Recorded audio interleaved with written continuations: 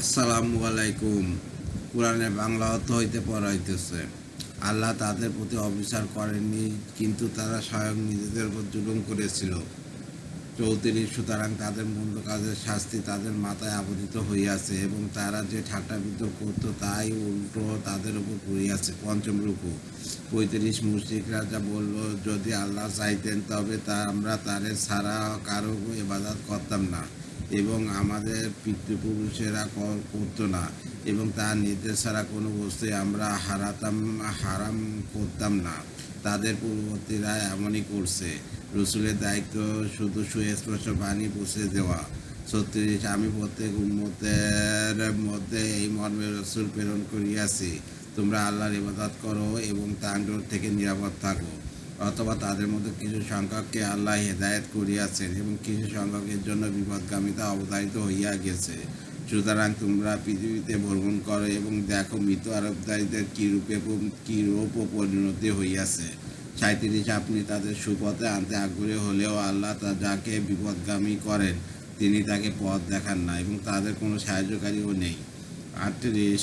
তারা আল্লাহর নামে কঠোর শপথ করে যে যার মৃত্যু হয় আল্লাহ তাকে পুনরুজ্জীবিত করবেন না।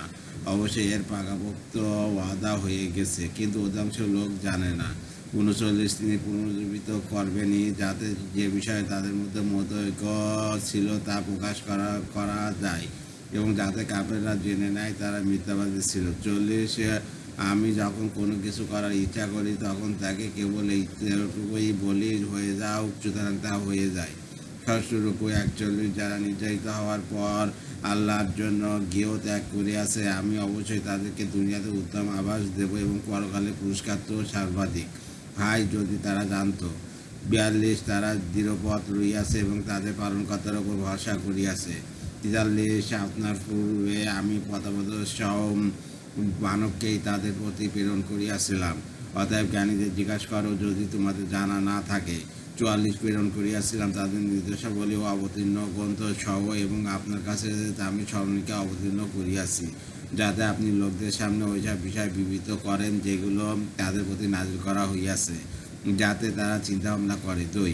45। যারা কুচক্র করে তারা কি এই বিষয়ে ভয় করে না যে আল্লাহ তাদেরকে ভূগর্ভে বিলীন করে দেবেন, কিংবা তাদের কাছে এমন জায়গা থেকে আযাব আসবে যা তাদের ধারণা হতে। 2। টিকা। রসুল করিম সাল্লাল্লাহু প্রতি কিতাব এই জন্য নাজিল করা হইয়াছিল যে তিনি নিজের কথা ও কাজের দ্বারা কিতাবের শিক্ষা ও তার নির্দেশাবলী ব্যাখ্যা করতে থাকবেন। 46। কিংবা চলাফেরার মধ্যে তাদের পাকড়াও করবেন, তারা তো তা ব্যর্থও করতে পারবে না। 47। কিংবা ভীতি প্রদর্শনের পর তাদেরকে পাকড়াও করবেন, তোমাদের পালনকর্তা তো অত্যন্ত নম্র ও দয়ালু। 48। তারা কি আল্লাহ সৃষ্ট বস্তু দেখে না, তা যার ছায়া আল্লাহর প্রতি বিনীতভাবে সিজদারত এ থেকে ডান ও বাম দিকে ঝুঁকিয়া পড়ে। 49। আল্লাহকে সিজদা করে যা কিছু নবমণ্ডলে আছে এবং যা কিছু ভূমণ্ডলে আছে, এবং ফেরেশতাগণ তারা অহংকার করে না। 50। তারা তাদের উপর পরাক্রমশালী স্বীয় পালনকর্তাকে ভয় করে, এবং তারা যা আদেশ পায় তা করে। সিজদা। 57। 51। আল্লাহ যা বললেন, তোমরা দুই উপাস্য গ্রহণ করো না, উপাস্য তো মাত্র একজনই, অতএব আমাকে ভয় করো। 52। যা কিছু নবমণ্ডল ও ভূমণ্ডল আছে তা তারই, এবং তারই ইবাদত করা শাশ্বত কর্তব্য। তোমরা কি আল্লাহ ব্যতীত কাউকে ভয় করবে? 53। তোমাদের কাছে যেসব নিয়ামত আছে তা আল্লাহরই পক্ষ থেকে, অতঃপর তোমরা যখন দুঃখ কষ্টে পতিত হও তখন তারই নিকট কান্নাকাটি করো। 54। এরপর যখন আল্লাহ তোমাদের কষ্ট দূরীভূত করে দেন তখনই তোমাদের একদল স্বীয় পালনকর্তার সাথে অংশীদার সাব্যস্ত করতে থাকে। 55। যাতে ওই নিয়ামত অস্বীকার করে যা আপনি তাদেরকে দিয়াছি, অতএব মজা ভোগ করে নাও, সত্তরই তোমরা জানতে পারবে। 56। তারা আমার দেওয়া জীবন উপকরণ থেকে তাদের জন্য একটি অংশ নির্ধারিত করে, যাদের কোনো খবরই তারা রাখে না। আল্লাহর কসম, তোমরা যে অপবাদ আরোপ করছো সে সম্পর্কে অবশ্যই জিজ্ঞাসিত হবে। 57। তারা আল্লাহর জন্য কন্যা সন্তান নির্ধারণ করে, তিনি পবিত্র মহিমান্বিত, এবং নিজের জন্য ওরা তাই স্থির করে যা ওরা চায়। 58। যখন তাদের কাউকে কন্যা সন্তান সুসংবাদ দেওয়া হয় তখন তার মুখ কালো হইয়া যায় এবং অসহ্য মনস্বভাবে স্ক্লিষ্ট হতে থাকে। 59। তাকে শোনানো সুসংবাদের দুঃখে সে লোকদের কাছ থেকে মুখ লুকিয়া থাকে। সেভাবে অপমান সহ্য করে তাকে থাকতে দেবে না, তাকে মাটিতে নিচে পুঁতে ফেলবে। শুনে রাখো, তাদের ফয়সালা খুবই নিকৃষ্ট। এক টিকা অর্থাৎ সকল জড় জিনিসের ছায়া ও কথা নিদর্শন স্বরূপ, যে পর্বত হোক বা বৃক্ষ হোক, পশু হোক বা মানুষ হোক, সকলেই এক সর্বব্যাপী কারণে শৃঙ্খলে শৃঙ্খলিত, সকলেই লড়াট দাসত্বের চিহ্নে চিহ্নিত। খোদাইতে কারোরই কোনো সামান্যতম অংশ নেই। কোনো কিছু ছায়া থাকা এই কথার সুস্পষ্ট নিদর্শন যে সে বস্তুটি বড় জড়, আর কোনো কিছুর জড়ো হওয়া তার দাস ও সৃষ্ট হওয়ার সুস্পষ্ট প্রমাণ। শায়দ যারা পরকাল বিশ্বাস করে না তাদের উদাহরণ নিকৃষ্ট, এবং আল্লাহর উদাহরণই মহান। তিনি পরাক্রমশালী, প্রজ্ঞাময়। অষ্টম রুকু 61। যদি আল্লাহ তোমার লোকদেরকে তাদের অন্যায় কাজের কারণে পাকড়াও করতেন, তবে ভূপৃষ্ঠে চলমান কোনো কিছুই ছাড়তেন না, কিন্তু তিনি প্রতিশ্রুত সময় পর্যন্ত তাদেরকে অবকাশ দেন। অতঃপর নির্ধারিত সময়ে যখন তাদের মৃত্যু এসে যাবে, তখন এক মুহূর্ত বিলম্বিত কিংবা ত্বরান্বিত করতে পারবে না।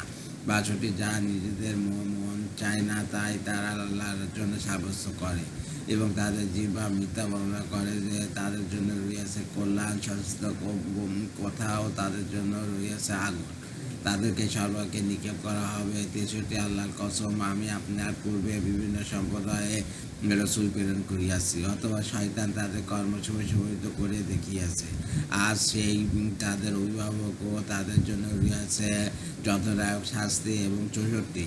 আমি আপনার প্রতি এই জন্য গ্রন্থ নাজিল করিয়াছি, যাতে আপনি সরল পথ প্রদর্শনের জন্য তাদের পরিষ্কার বর্ণনা করিয়া দেন যে বিষয়ে তারা মতবিরোধ করছে, এবং ঈমানদারদের ক্ষমা করার জন্য 65। আল্লাহ আকাশ থেকে পানি বর্ষণ করিয়াছেন, তা দ্বারা জমিনকে তার মৃত্যুর পর পুনর্জীবিত করিয়াছেন। নিশ্চয়ই তিনি এতে তাদের জন্য নিদর্শন রয়েছে যারা শ্রবণ করে। নবম রুকু 66। তোমাদের জন্য চতুর্থ জন্তুদের মধ্যে চিন্তা করার অবকাশ রয়েছে। আমি তোমাদের পান করাই তাদের উদরস্থিত বস্তুসমূহের মধ্য থেকে কবর ও রক্ত মিশ্রিত দুগ্ধ, যা পানকারীদের জন্য উপাদেয়।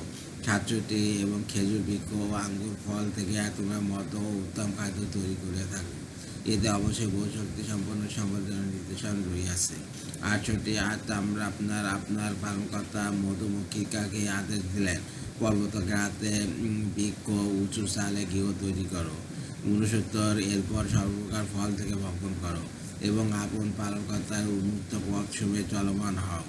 তার পেট থেকে বিভিন্ন রঙের পানীয় নির্গত হয়, তাতে মানুষের জন্য রয়েছে রোগের প্রতিকার। নিশ্চয়ই এতে চিন্তাশীল সম্পদের নিদর্শন রইয়াছে। 70। আল্লাহ তোমাদেরকে সৃষ্টি করিয়াছেন, এরপর তোমাদের মৃত্যুদান করেন। 2 টিকা। এখানে আল্লাহ তাআলা মুশরিকদের জন্য অন্য প্রকার একটি অজ্ঞতার উল্লেখ করেছেন। তারা ফেরেশতাগণকে আল্লাহর পেটি বলতো, আর নিজেদের কন্যা হলে 6 বছর উত্তীর্ণ হওয়া মাত্র জঙ্গলের মধ্যে কতক্ষণ করে কন্যাকে সঙ্গে লইয়া তথা দিয়ে বলতো, এই গর্তের মধ্যে কি আছে দেখো।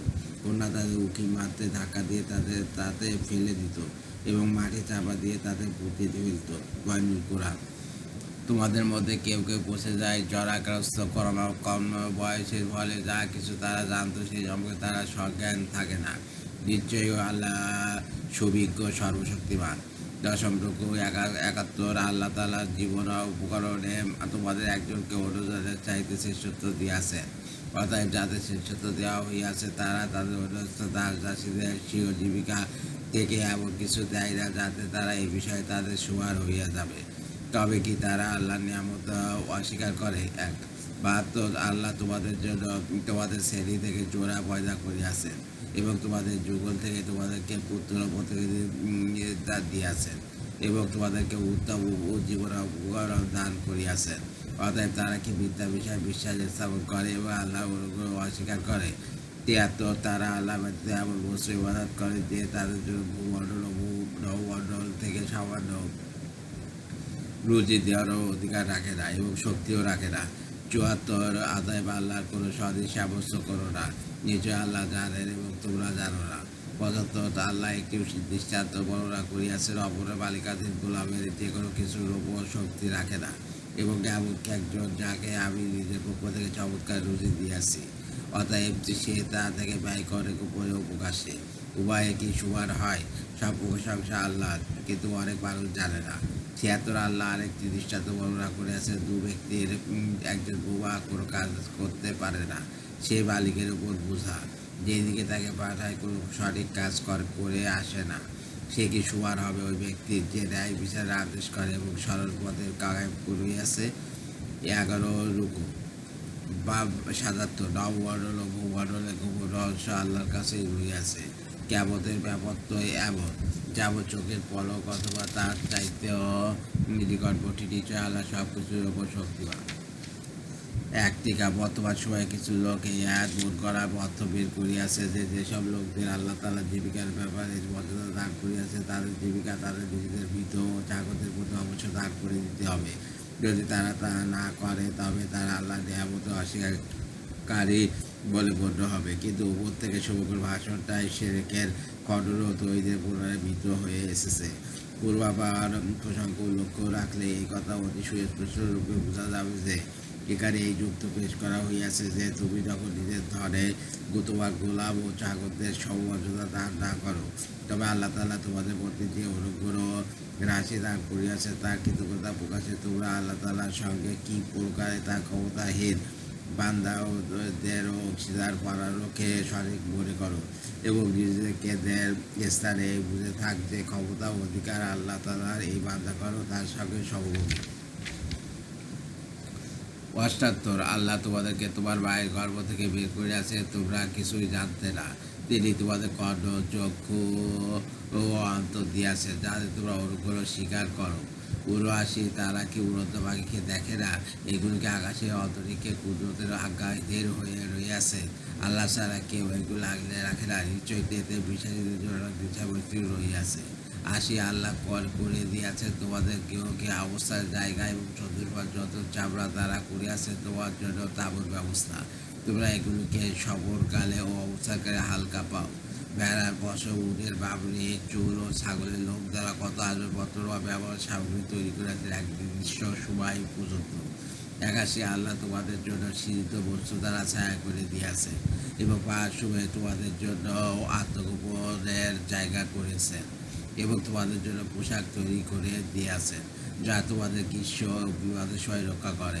এমনইভাবে তিনি তোমাদের প্রতি স্বীয় অনুগ্রহে পূর্ণতা দান করেন, যাতে তোমরা আত্মসমর্পণ করো। ৮২ অথবা যদি তারা পৃষ্ঠ প্রদর্শন করে তবে আপনার কাজ হলো সুস্পষ্টভাবে পৌঁছে দেওয়া মাত্র।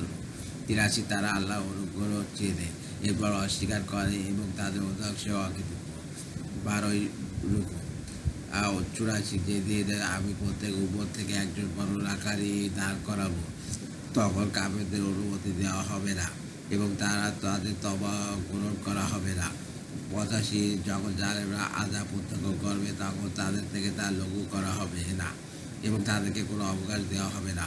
৮৬ মুশরিকরা যখন ওইসব বস্তু দেখবে যেসবকে তারা আল্লাহর সাথে শরীক সাব্যস্ত করিয়াছিল, তখন বলবে, হে আমাদের পালনকর্তা, এরাই তারা যারা আমাদের শিরিকের উপাদান এবং তোমাদেরকে ছেড়ে যাদের আমরা ডাকতাম। তখন তোমরা তাদেরকে বলবে, তোমরা মিথ্যাবাদী। ৮৭ যেদিন তারা আল্লাহর সামনে আত্মসমর্পণ করবে এবং তারা যে মিথ্যা অপবাদ দিত তা বিস্মিত হবে।